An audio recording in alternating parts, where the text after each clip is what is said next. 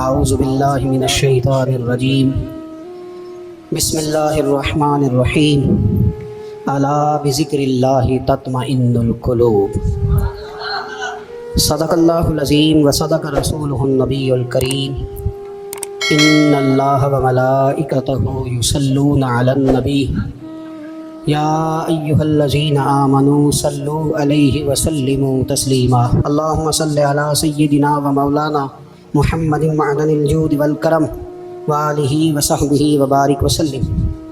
تمام تعریفیں حمد و ثنا اللہ تعالیٰ جل جلالہ کے لیے۔ زاباد درود و سلام نبی اکرم نور مجسم شفیع معظم احمد مجتبیٰ جناب حضرت محمد مصطفیٰ صلی اللہ تعالیٰ علیہ وسلم کی ذات والا صفات کے لیے حمد و صلات کے بعد قرآن مجید نے ارشاد فرمایا الا بذکر اللہ تطمئن القلوب، فرمایا خبردار ہو جاؤ، اللہ کے ذکر میں ہی دلوں کا اطمینان ہے، اللہ کے ذکر میں دلوں کا چین۔ لوگ بہت سارا مال، بہت ساری دولت، بہت ساری عقل اور بہت سارا شعور ہونے کے باوجود بے سکون ہیں۔ جس چیز نے زمانے کو تکلیف میں مبتلا کر دیا ہے اور جو چیز ڈھونڈنے سے نہیں ملتی وہ اطمینان ہے، وہ قرار ہے۔ لوگ بھیک مانگتے ہیں، منت کرتے ہیں، دہائی دیتے ہیں کہ کہیں سے سکون کی دولت مل جائے، لیکن وہ میسر نہیں آ رہی۔ بڑے بڑے لوگ ہیں، اور میں عرض کر چکا ہوں کہ مالدار بھی ہیں اور عقل مند بھی ہیں، باشعور ہیں، پڑھے لکھے ہیں، پر قلبی سکون، راحت، اطمینان، چین انہیں میسر نہیں آ رہا۔ راتیں جاگ کر گزر جاتی ہیں، دن آزمائش میں بیت جاتا ہے۔ وہ کبھی اس کے لیے ٹھنڈے علاقوں کا سفر کرتے ہیں، کبھی دوستوں کی مجلسوں میں جا کر کے بیٹھتے ہیں، کبھی گھر سے دور اکیلے میں تنہائی میں وقت گزارنے کی کوشش کرتے ہیں، لیکن دولت سکون ناپید ہوتی ہے، میسر نہیں آتی۔ عرش کا رب فرماتا ہے کیوں تو بھٹکتا پھرتا ہے، کیوں دائیں بائیں جاتا ہے، چپ کر کے مسجد آ جا اور لوگوں سے بچ کے تنہائی میں میرا ذکر کر۔ اللہ ملے گا کیا؟ فرمایا الا بذکر اللہ تطمئن القلوب، میں تیرے بے چین دل کو چین عطا کر دوں گا۔ وہ تیرا تڑپتا اور پھڑکتا ہوا مزاج، اسے میں سکون کی دولت دوں گا۔ یہ تجھے کہیں اور نہیں ملے گا، یہ میری یاد میں ملے گا۔ یہ چین، قرار، سکون تجھے یہی میسر آئے گا۔ اطمینان قلبی زندگی کا حسن ہے بھائی، دولت سکون اصل ہے۔ بڑے ٹھنڈے کمرے میں کچھ لوگوں کو نیند نہیں آتی، اور دادا صاحب رحمۃ اللہ علیہ آپ جائیں تو دونوں سڑکوں کے بیچ جو فٹ پاتھ ہے نا، اس پہ بھی کچھ لوگ سوئے ہوتے ہیں۔ ادھر سے بھی گاڑیاں گزرتی ہیں، ادھر سے بھی گاڑیاں گزرتی ہیں، لیکن بس نیند ہے نا، اللہ کا فضل ہے، اس نے دے دی ہے، آنے والوں کو آ گئی ہے۔ اطمینان قلبی، میرا معاشرہ بے سکون ہے، بے قرار ہے۔ مجھے کچھ لوگ کہتے ہیں جی میں آج کل بڑا بور ہو رہا ہوں، تو میں کہتا ہوں یار ہمیں تو ٹائم ہی نہیں ملا آج تک بور ہونے کا، نہیں وقت ہی نہیں اتنا میسر آیا، کون سا ٹائم نکالے جس میں بندہ بور ہو؟ یہ تو ہے کہ انسان کچھ فارغ ہو، کہیں اس کے پاس گنجائش ہو تو بور بھی ہو لے۔ کیسے بور ہو لیتے ہو؟ یہ کیا ہوتا ہے بور ہونا؟ زندگی میں اتنا وقت ہی کہاں ہے کہ انسان بور ہوتا پھرے اور یہ تصور بناتا پھرے کہ میں بڑی آزمائش میں ہوں، تو میں بڑے بور ہو رہا ہوں، تو میں بڑی تکلیف میں ہوں۔ تو وقت بہت زیادہ ہے ہمارے پاس، لا یعنی کاموں میں ضائع بڑا ہوتا ہے، تو ہم بور ہوتے ہیں، پریشان ہوتے ہیں۔ اللہ فرماتے ہیں یہ جو میری یاد ہے نا، لیکن اس کا بھی ایک طریقہ ہے یاد کا، اس طریقے سے اگر میرے رسول کریم علیہ السلام نے فرمایا اللہ کا ذکر اس طرح کرنا کہ دیکھنے والا تمہیں دیوانہ سمجھے، لوگ سمجھے کہ کوئی مجنون ہے، کوئی جنونی ہے، کوئی پاگل ہے۔ یہاں اللہ تعالیٰ معاف کرے، آپ ذکر کی مجلس چھیڑیں، آپ ناز شریف کی مجلس چھیڑیں تو بہت سارے لوگ پروفیسر بن جاتے ہیں، وہ ساری نہیں ہلاتے، ان کی زبان ہی حرکت میں نہیں آتی۔ حالانکہ رب کریم کا ذکر اس طرح کرو کہ دیکھنے والا تمہیں دیوانہ سمجھے، کہیں اور کھونے کی ضرورت ہی نہیں۔ میرے حبیب گویا ہمیں فرماتے ہیں تو رب کے ذکر میں اس طرح کھو جا کہ تجھے دنیا کا خیال ہی نہ رہے، تجھے پھر دنیا کی ہوش نہ رہے۔ لیکن اگر نماز میں بھی خیال غیر آئے، ذکر میں بھی توجہ کہیں اور ہو، زندگی میں وہ عجیب لمحہ تھا، وہ میرے ساتھ تھا اور میں تنہا تھا، اگر ماحول یہ ہو کہ آپ کہیں جسم کے ساتھ تو موجود ہوں، روح موجود نہ ہو، تو پھر لذت ذکر بھی میسر نہیں آتی، پھر کیف نہیں حاصل ہوتا۔ یاد رکھیں کہ اس طرح کھو کے رب کی یاد کہاں سے کیف آئے؟ الجھ ہی بڑا گئے ہیں. وہ مستی، وہ سرور، وہ کیف جو اللہ کے ذکر میں ہوتا تھا، جو کبھی مرشد کامل کے سامنے بیٹھ کر لوگ اللہ اللہ کرتے تھے تو لگتا یہ تھا کہ یہ یہاں ہے ہی نہیں، یہ تو کہیں اور چلے گئے ہیں، یہاں موجود ہی نہیں. لیکن اب وہ موج نہیں، وہ شوق نہیں، وہ درد نہیں، وہ زیر نہیں. اقبال تڑپ کے کہا کرتے تھے خیرت کی گتھیاں سلجھا چکا ہوں، یار اب مجھے صاحب جنوں کر دے. اللہ مہربانی فرما، وہ کیفیت دے، وہ سرور دے. زندگی میں اگر اطمینان چاہتے ہو تو کبھی کبھی سب کچھ بھول کے نا تو مست ہو جایا کرو رب کی یاد میں. کبھی کبھی چھوڑ دیں دنیا، چھوڑے یار موبائل، کسی وقت کرے اس کو باندھا، چھوڑے اس بات کا خیال کہ فلانے نے سلوٹ کیا کہ نہیں کی، چھوڑے. حضرت باجزید بستامی رحمت اللہ تعالیٰ علیہ فرماتے میں نے اعتکاف کبھی اپنی مسجد میں نہیں کیا، اس لیے کہ سارے ہی ہاتھ چومنے والے، سارے ہی پیار کرنے والے. فرماتے میں جب اعتکاف کرتا تھا تو میں بستان سے دور نکل جاتا تھا جہاں کوئی مجھے جاننے والا نہ ہو. اٹھ بلیا چلو اتھے بسیے جتھے بس دے نہیں سارے یلے، نہ کوئی ساڈی ذات پچھانے تے نہ کوئی سانو منے، چل ادھر چلے. اٹھ بلیا چلو اتھے بسیے جتھے بس دے نہیں سارے ہی یلے، نہ کوئی ساڈی ذات پچھانے تے نہ کوئی سانو. اتنا شوق ہے سلوٹ کرانے کا، اتنا شوق ہے تعارف کرانے کا، اتنا شوق ہے اپنا بتانے کا، تو یہ چیز غلبہ کر جاتی ہے. پھر نام رہ جاتا ہے، روح نہیں رہتی، پھر وجود رہ جاتا ہے، پھر باطن کی کیفیت نہیں رہتی. خدا را اپنے آپ کو بے چین نہ کرو، بے قرار نہ کرو، بے سکون نہ کرو. رب کی یاد میں آ جاؤ، درود و سلام میں آ جاؤ، نعت کے حسن میں آؤ، تلاوت کی دنیا میں آؤ، سجدوں کے نور میں آؤ. آؤ کبھی کھول کے دل مسجد کی صفائیاں کریں. آؤ آؤ نہ کبھی کوئی بوڑھا، دادی نانی دادا ان کے پاس بیٹھ کے پیر دبا کے اللہ کو راضی کریں. یہ کیف والی جگہ ہے، یہ سرور والی جگہ. اتنی بے چین ہماری زندگی ہے، بے قرار ہے، تڑپتے ہوئے لوگ، لڑتے ہوئے لوگ، ایسے لگتا ہے اب ایک دوسرے کا گریبان تھام لیں گے. بے قرار، بے چین. کسی کو انتظار کا کہا جانا کہ 10-20 منٹ کسی کا انتظار کرو تو بعض لوگ مجھے ایسے لگتا ہے جیسے ان کا کلیجہ پھٹ جائے گا. ڈاکٹر کے انتظار میں بیٹھے ہیں تو بڑے پریشان ہیں. کسی کو ملنے گئے ہیں کو آدھا گھنٹہ بیٹھنا پڑ گیا تو بڑی دقت میں ہے. اپنے آپ کو سکون دیں. آپ یقین کریں بڑا مزہ آتا ہے کبھی کسی کا انتظار کرنا پڑے تو 2-4 تسبیح درود شریف پڑھی جاتی ہے. یعنی ذوق بن جاتا ہے کہ چلو اللہ نے موقع دیا ہے، کوئی سرکار کو یاد کر لیں، تنہائی مل گئی. ہمارا مزاج جس سختی کا شکار ہے وہ سختی آہستہ آہستہ ہمیں زیادہ آزمائش میں ڈال دے. تو میرے بھائی زندگی میں اطمینان حسن ہے، اور وہ سب سے زیادہ اللہ کی یاد میں ملتا ہے. وہ سب سے زیادہ رب کریم کے ذکر میں. سب سے زیادہ جو چاہتا ہے نا دل ٹھنڈا رہے، زبان میٹھی رہے، وہ مدینے والے محبوب پہ درود و سلام پڑھا کرے، وہ حضور پہ درود و سلام پڑھا کرے. زبان میٹھی رہے گی. میرا ذاتی تجربہ ہے کہ جو آدمی اپنے اخلاق سنوارنا چاہے وہ حضور پہ درود شریف پڑھے. جو اپنے اخلاق سنوارنا چاہے، طبیعت کو ٹھنڈا رکھنا چاہے، وہ درود شریف پڑھے. اس کا دل سکون میں آئے گا. کچھ کام اور ہیں زندگی میں اطمینان کے لیے، ان کا ہونا بھی بڑا ضروری ہے. سب سے پہلے اگر آپ چاہتے ہیں نا زندگی میں سکون ہو تو حقیقتوں کا سامنا کرنا سیکھیں. آپ جو ہیں وہ رہنا سیکھیں، جو آپ نہیں ہیں وہ بننے کی کوشش ہے نہ کریں. حقیقت کا سامنا کرو گے تو زندگی اطمینان میں آ جائے. ہم نے نا بہانے بنا لیے ہیں، ہیلے بنا لیے، جھوٹ کے سہارے اپنے آپ کو اونچا کر لیا.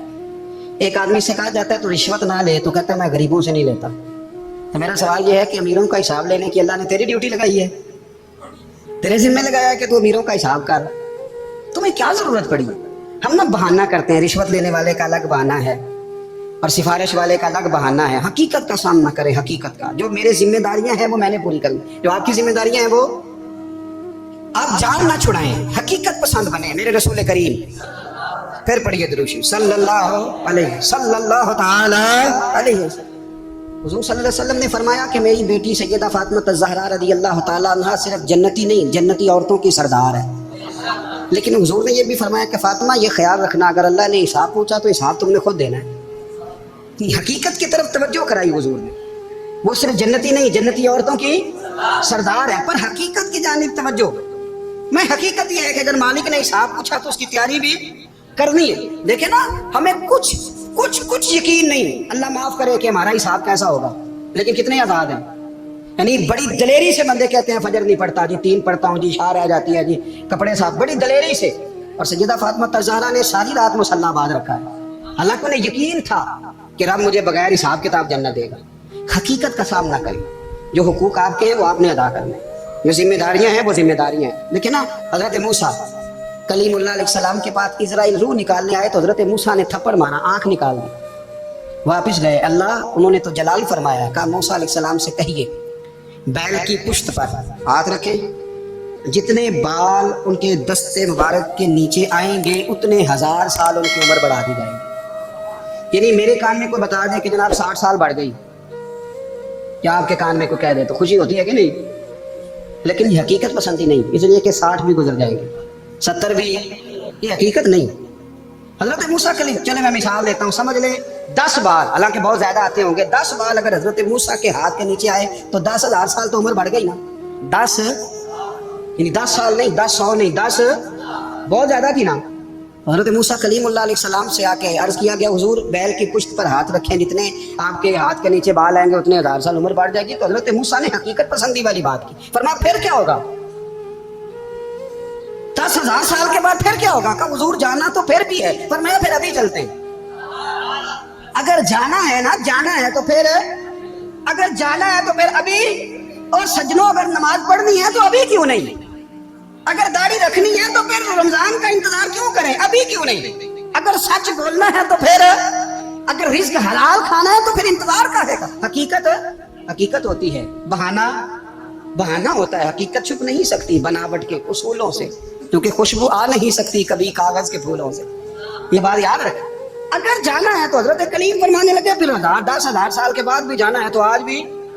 हमें बेकरारी जिंदगी में इसलिए है कि हम हकीकत पसंद नहीं, हम बहानों में, हम हवाओं में जीते हैं, हवाओं में, ख्यालात में जिंदगी गुजारते हैं। बड़ा टाइम पड़ा है, मसलन कितना मेरे रसूल करीम सल्लल्लाहु ताला अलैहि वसल्लम ने एक दिन शहबा से फरमाया, तुम्हें हया नहीं आती? हुजूर क्या हुआ? फरमाया वो वाले मकान बनाते हो जिनमें तुम रह नहीं सकते, वो वाला माल जमा करते हो जो खा नहीं सकते, हया नहीं आती? अर्ज की हुजूर हुक्म करें। तो महबूब फरमाने लगे, जूते का एक तस्मा बंद करता हूँ तो सोचता हूँ दूसरा बंद करने से पहले मौत आ जाएगी। एक सांस अंदर जाती है तो दूसरा आने से पहले मैं याद करता हूँ कि मुझे दुनिया से जाना है। तुम्हें हया नहीं आती? वो मकान बनाते हो जिनमें रह ही नहीं सकते, वो माल जमा करते हो जो खा। हकीकत पसंद नहीं भाई हम। बहुत सारे लोग हैं बड़ी बातें सुनाते हैं, बड़ी, मैं कहता हूँ असल में ना ज्यादा बातें सुना के ना बेचारा अपने आप को मुतमईन करना चाहता है। असल बात यह है कि अंदर से ना हिला हुआ है, कुछ भी नहीं, बड़ा ज्यादा हंसता है और मुझे लगता है कि कोई गहरा जख्म छुपा रहा है। इसलिए मुलम्मस आजाद, हकीकत पसंद बनो, हकीकत पसंद। याद रखना, मन तरक सलातन मुतअम्मिदन फकद कफर। मेरे रसूल ने हकीकत बयान की, फरमाया जिसने एक नमाज भी जानबूझ के छोड़ी उसने रब के रब होने का इनकार किया, उसने कुफराने नेमत किया। ये हकीकत है, कोई क्लैरिफिकेशन नहीं, कोई वजाहत नहीं। जो नमाज नहीं पढ़ता झूठ बोलता है, गलत बयानी करता है। जो शख्स रिज़्क़ हराम कमा के कहता है कि इसके बगैर गुजारा नहीं चलता, वो झूठ बोलता है। इसलिए कि रब फरमाता है जब तुझे पैदा किया तो तेरा रिज़्क़ मेरे ज़िम्मे है। अल्लाह फरमाता है कि ला युकल्लिफुल्लाहु नफ्सन इल्ला वुसअहा, मैं किसी पर वो बोझ नहीं डालता जो उठा ना सके। नमाज फर्ज की है, इसका मतलब है हम पढ़ने के काबिल हैं। उसने हमारे जिम्मेदारियां लगाई हैं तो मतलब ये है कि हम जिम्मेदारियां अदा करने के काबिल हैं, वरना वो कहता है मैं वो बोझ डालता ही नहीं जो तुझसे उठाया ना जाए। अगर चाहते हो कि जिंदगी में इत्मीनान मिले तो खुदारा हकीकत पसंदों वाली जिंदगी गुजारो। ये फिजाओं में जिंदा रहना, हवाओं में, अल्लाह बड़ा माफ करने वाला है, अल्लाह बड़ा करीम है, माफ कर देगा। तो भाई ये बात सहाबा को भी पता थी, ये अहले बैत को भी खबर थी, तो वो तो एक एक बात का लिहाज करते थे। ये गौसे आजम को भी पता थी, ये उनके वालिद को भी पता थी, जिन्होंने किसी का एक सेब खा लिया था तो 12 साल उसके घर में नौकरी करते रहे। उन्हें नहीं पता था अल्लाह बड़ा करीम है, माफ कर देगा, एक सेब ही है ना। तो हकीकत पसंदी आपको सुकून देगी। और अगर आपने अपने आप को गैर मुतमिन किया हुआ है, बात कुछ और है, और आपने अपने आप को डाल किसी और तरफ लिया है, तो फिर आपको सुकून मिल सकता। सुकून हकीकत पसंदी में, असल में सुकून होता है, अदाकारी में सुकून नहीं होता। तीसरी बात सुने, अगर आप चाहते हैं जिंदगी में मुतमईन रहे तो दुनियादारों से उम्मीदें तोड़ दें, अल्लाह और उसके रसूल से उम्मीद वाबस्ता करें, औलिया अल्लाह से उम्मीदें वाबस्ता करें, सहाबा और अहले बैत से उम्मीदें, अल्लाह और अल्लाह वालों से उम्मीदें, दुनियादारों से उम्मीदें। आपको पता है दुनियादार की तबाही कब होती है? जब उन्हें खुशामदी मिल जाती है। चौधरी का बेड़ा उस वक्त गर्क होता है जब उसे चौधरी कहने वाले ज्यादा हो जाते हैं। सेठ साहब और नवाब साहब बेचारे तबाह तब होते हैं भोलेपन में, जब उनके दाएं बाएं रेला होता है सेठ साहब कहने का। लोग उन्हें खाना चाहते हैं, प्यार उनका नहीं होता, उनकी जेब का होता है। मोहब्बत उनसे नहीं होती, उनकी कुर्सी से होती है। ضروریات کا پیار ہوتا ہے تباہ کر دیا جاتا ہے. ہماری ساری توقعات دنیا داروں سے وابستہ ہو گئی ہیں. ناراض نہ ہونا. پیروں نے، مولویوں نے، درویشوں نے، انہوں نے بھی سیٹ رکھے ہوئے جلسوں کی صدارت کرانے کے لیے. یعنی مذہبی جلسہ ہے، اس میں بہت زبردست پڑھے لکھے صاحب تقویٰ عالم کا خطاب ہے، اور کی صدارت وہ بندہ کر رہا ہے جس نے عشاء کی نماز بھی نہیں پڑھی. وہ بندہ صدارت کر رہا ہے. کیوں؟ اس لیے کہ اس نے لاکھ روپیہ دیا ہے محفل میں. خدا را دنیا داروں سے امیدیں چھوڑ دیں ورنہ کمزور پڑ گئی، آپ کی امیدیں ٹوٹیں گی. کتنا کمزور ہے وہ شخص جو 2-4 ہزار کے لیے کسی بندے کی چاپلوسی کرتا ہے، اس کے پیچھے بھاگتا ہے، خوش آمدیں کرتا ہے تھوڑے سے نوٹوں کے لیے. دکھ سکھ میں کام آئے گا اس کام کے لیے. میرے رسول کریم علیہ السلام نے فرمایا جس نے بندوں کو راضی کرتے کرتے رب کو ناراض کر دیا اس کی دنیا بھی گئی اور آخرت بھی گئی. اور فرمایا جس نے بندوں کی پرواہ نہیں کی اللہ کو راضی کیا، فرمایا اگر رب راضی ہو گیا تو لوگوں کے دلوں میں بھی محبت پیدا فرما دے گا. کیا ضرورت ہے خوش آمد کرنا دنیا داروں کی، سیٹوں کی، نوابوں کی، چاپلو. اور میں آپ کو ایک بات بتاؤں، ہوتا پتہ کیا ہے؟ یہ جو حب جا اور حب با ہوتی ہے نا، اس سے پیٹ نہیں بھرتا. آپ کو اگر خوش آمد کرنی ہے تو پھر آپ کو ساری زندگی کرنی ہے. پھر ان کو بھی پتا ہوتا ہے کہ تعلق کس بنیاد پر ہے. اس میں کبھی بھی خلوص پیدا نہیں ہوتا. آپ بے چین رہتے ہیں، بے قرار رہتے ہیں، آپ کو تکلیف رہتی ہے ہمیشہ. کبھی بھی دنیا داروں سے امیدیں وابستہ نہ کریں. ایک بات سنیں بڑی شاندار، امام غزالی نے لکھی. امام غزالی فرماتے ہیں کہ ہارون رشید نا حج کر کے واپس آیا بغداد میں، تو کونے میں حضرت بہلول دانا بیٹھے تھے. رش بہت تھا، مجمع بڑا تھا. حضرت بہلول دانا بھی سڑک کے کنارے بیٹھے تھے. تو سپاہی کہنے لگے یہاں سے اٹھ جاؤ. فرمانے لگے ہارون رشید کی زمین نہیں، زمین میرے رب کی ہے، میں کیوں اٹھوں؟ وہ قریب سے گزرا تو سلام لی. تو آپ نے اس کا پروٹوکول دیکھا تو فرمانے لگے ہارون رشید تجھ سے تگڑے تگڑے موٹے موٹے پروٹوکول میں نے لوگوں کے دیکھے ہیں، اور یہ جو تیرے دائیں بائیں آج تیرے نعرے لگا رہے ہیں یہ پہلے ان لوگوں کے نعرے لگایا کرتے. اور تھوڑا وقت گزرنے دے، جو تیرے بعد آئے گا نا یہ سارے پھر ان کے نعرے بھی لگائیں گے. تو جھوٹ کی دنیا میں زندہ ہے، ان سے تو نے امیدیں وابستہ کی ہیں، ایک کل اس کے نعرے لگائیں گے. اس کے دل پہ بڑا اثر ہوا، گھوڑے سے اتر آیا، آگے کہنے لگا حضور آپ نے مجھے بڑی اچھی نصیحت کی ہے، میرا دل بڑا ٹھنڈا ہوا ہے. میں نے سنا ہے آپ مقروض ہیں، کچھ لوگوں کا قرض، تو مجھے کوئی حکم ہی کر دیں. آپ ہنسنے لگے، فرمانے لگے یار تو بڑا ہی بیوقوف ہے، بڑا ہی بیوقوف ہے تو. میں تجھے نصیحت کر رہا ہوں تو مجھے الجھا رہا ہے. حضور کوئی حکم کر دیں. کیا خوبصورت انداز ہے رب کریم کے بندوں کا. حضرت بہلول دانا فرمانے لگے تیرا رب کون ہے؟ کہا اللہ. تو فرمایا میرا کون ہے؟ کہا اللہ. فرمانے لگے یہ تو نہیں نہ ہو سکتا کہ اللہ ہارون رشید کو دیتا رہے اور بہلول دانا کو بھول ہی جائے.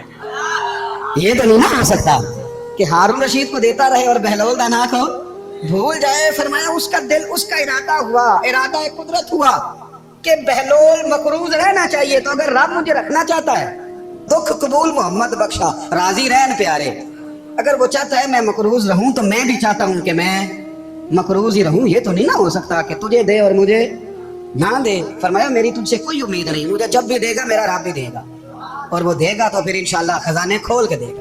دنیا داروں سے امیدیں وابستہ کرنا لوگوں کے پیچھے یہ چھوڑ دیں. آپ بے چین رہیں گے، بے قرار رہیں گے. اللہ والوں سے ضرور امیدیں وابستہ کریں، اس لیے کہ ان کے پاس جو کچھ ہوتا ہے وہ دراصل رب کا ہی ہوتا ہے. لیکن سیٹھوں سے، نوابوں سے، سیاستدانوں سے باز آ جائیں. ہماری بڑی امیدیں وابستہ ہیں. میں اکثر کہتا ہوں جتنے پھیرے نوکری کے لیے دنیا دار کے دروازے پہ لگائے ہیں نا، اس سے کم دفعہ مسجد میں نفل پڑے ہوتے تو رب اتنی بڑی مہربانی فرما دے.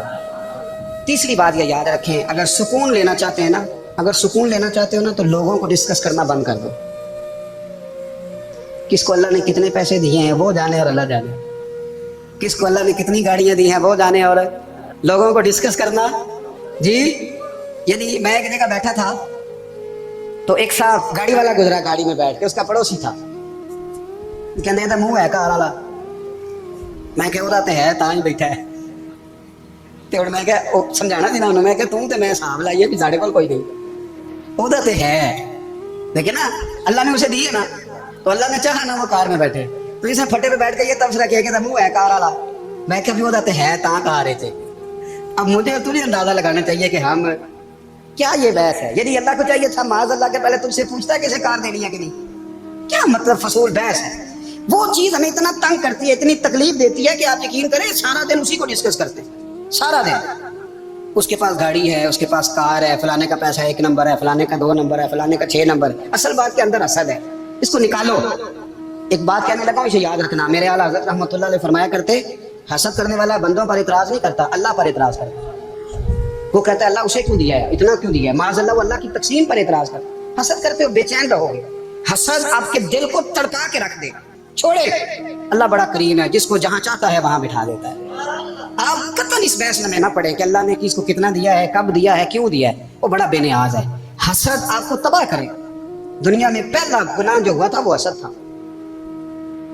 ابلیس نے حضرت آدم سے حسد کیا, کہنے لگا میں بہتر ہوں, سرداری اس کو مل رہی ہے, یہ تو اللہ کو پتا نا کس کو دینی ہے. اور دنیا میں پہلا قتل حسد کی وجہ سے ہوا. حابیل قابیل کے درمیان حسد کا معاملہ تھا. خاتون کا نکاح اس سے کیوں ہو رہا ہے, مجھ سے ہونا چاہیے. حسد تباہی کرتا. آپ یقین کریں, یعنی دکاندار کے سامنے دوسری دکان پر جب پریشان ہو جاتا ہے, وہ کہتا ہے میرا کیا بنے گا, لا حول ولا قوت الا باللہ العلی العظیم. یعنی تیرا کیا خیال ہے کہ تیرے حصے کی روٹی وہ کھا جائے گا, اتنا چھوٹا دل. یہ تیرا موقع یہ ہے کہ تیرے حصے کا نصیب اس تک چلا جائے گا, یہ تیری خواہش ہے. ایک دوسرے کی کمزوریاں بیان کرنا, اس کا تو مال ہی ناقص ہے جی, اس کے تو پاس ہی کچھ نہیں. یہ تو کمزور لوگوں کا طریقہ ہے. میرے رسول کریم علیہ الصلوۃ والسلام گزر رہے تھے, پت جھڑ کا موسم تھا, خزاں کا موسم تھا, درختوں کے پتے جھڑ رہے تھے. صحابہ کو ساتھ لے کے حضور گزرے اور ایک درخت کی ٹہنی کو پکڑ کے حضور نے ہلایا. صحابہ فرماتے ہیں کہ چھم چھم اس کے پتے گرے, زمین پر ڈھیر لگ گیا. حضور نے فرمایا دیکھا تم نے کیا ہوا. حضور ہاں. فرمایا کتنی تیزی سے پتے جھڑے ہیں, صرف تنا رہ گیا ہے اور خالی ٹہنیاں رہ گئی ہیں, کوئی حسن بچا ہے. حضور نہیں. تو نبی کریم فرمانے لگے جو حسد کرتا ہے نا, اس کی نیکیاں بھی اسی طرح جھڑ جاتی ہیں, اسی طرح. اور ایک جگہ حضور فرمانے لگے جس طرح راکھ لکڑی کو آگ کھا جاتی ہے, جس طرح لکڑی کو آگ, جب آگ کھا جائے تو پھر لکڑی کو لکڑی نہیں کہا جاتا, راکھ کہا جاتا ہے, کوئلہ کہا جاتا ہے, اس کی اصل باقی یعنی اسے کھائی جاتی ہے. تو حضور علیہ الصلوۃ والسلام فرمانے لگے جس طرح آگ لکڑی کو کھا جاتی ہے, فرمایا اسی طرح حسد نیکیوں کو کھا جاتا ہے. نیکیاں رہتی نہیں. حسد کرنے والے کے پاس نیکیاں یعنی ان کی اصل شکل موجود, کبھی بھی حسد نہیں کرے. اللہ کی تقسیم ہے, جس کو چاہے جب چاہے جتنا چاہے عطا کرے.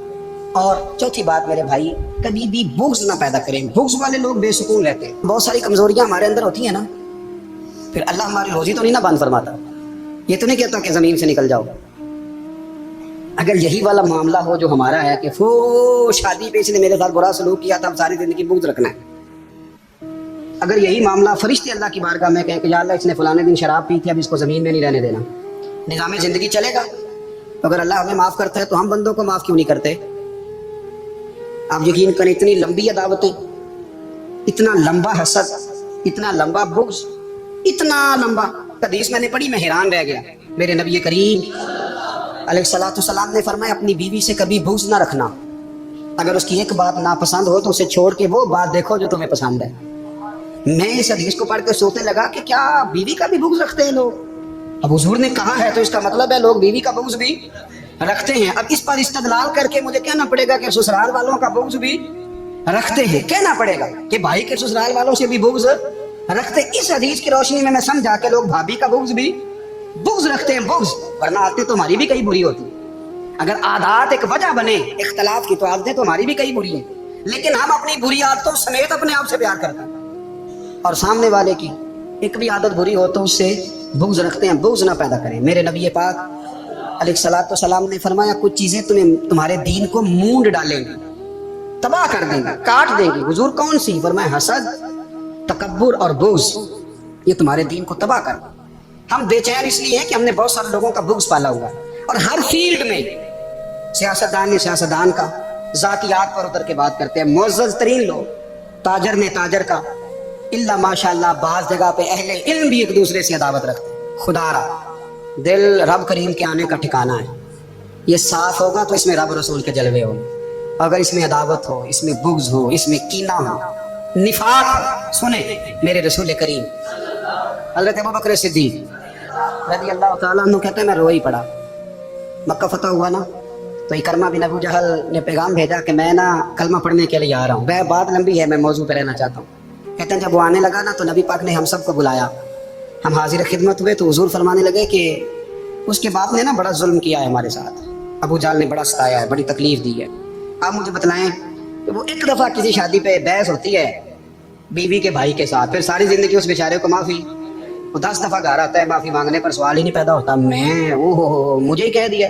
यानी फिर मैं, मुझे कह दिया आपने और मेरी शान में बेअदबी और फिर मैं माफ कर दूं, तौबा तौबा तौबा, ये कैसे हो सकता है? मेरी नाक नीची हो जाएगी और आपने मुझे कह दिया, सवाल ही नहीं पैदा होता। और ये रोना मैं अक्सर रोता हूँ कि शादी वाले दिन दामाद साहब के ज्यादा दिमाग खराब होता है। जब छोटी साली की शादी होती है ना, उस दिन इसको बुखार चढ़ता है, तो इसको कान में कहता है तेरी इज्जत नहीं कर दे।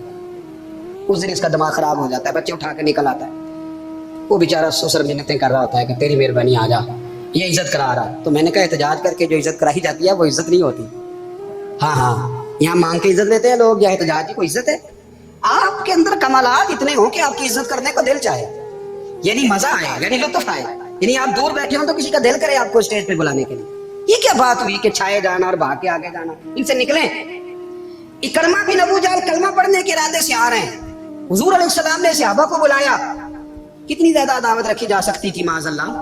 कब से वो चला था जुल्म करना, और उसके बाद उसका बेटा शुरू हो गया। कितनी बातें थी जो ना काबिले माफी थी, पर करीम रसूल ने हमें बतलाया है कि सुकून वाली जिंदगी कहते किसको है।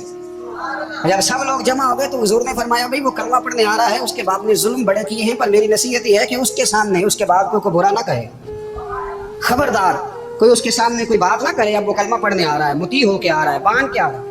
कहते हैं अल्लाह के रसूल ने ना काफी देर तक खुतबा दिया, ब्रीफिंग दी, बात समझाई। जनाब सिद्दीक अकबर कहते हैं मैं रो पड़ा।